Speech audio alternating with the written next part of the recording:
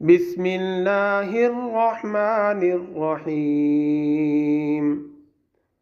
وإذ قال ربك للملائكة إني جاعل في الأرض خليفة قالوا أتجعل فيها من يفسد فيها ويسفك الدماء ونحن نسبح بحمدك ونقدس لك قال إني أعلم ما لا تعلمون وعلم آدم الأسماء كلها ثم عرضهم على الملائكة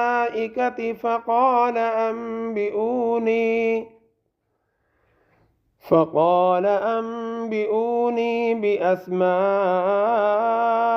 هؤلاء إن كنتم صادقين قالوا سبحانك لا علم لنا إلا ما علمتنا إنك أنت العليم الحكيم قال يا آدم أنبئهم بأسمائهم فلما أنبأهم بأسمائهم قال ألم أقل لكم إني أعلم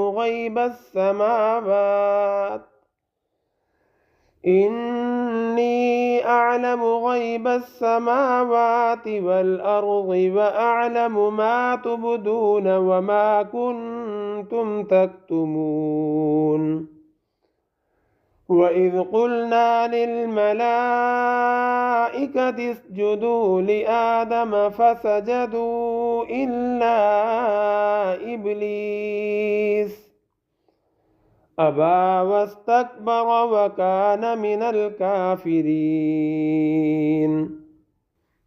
وقلنا يا آدم اسكن أنت وزوجك الجنة وكلا منها رغدا حيث شئتما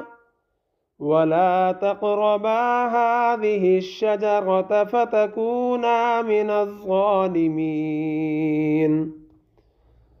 فأزلهما الشيطان عنها فأخرجهما مما كانا فيه وقلنا اهبطوا بعضكم لبعض عدو ولكم في الأرض مستقر ومتاع إلى حين فتلقى آدم من ربه كلمات فتاب عليه إنه هو التواب الرحيم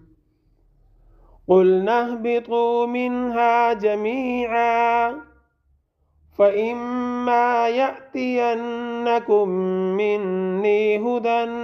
فمن تبع هداي فلا خوف عليهم ولا هم يحزنون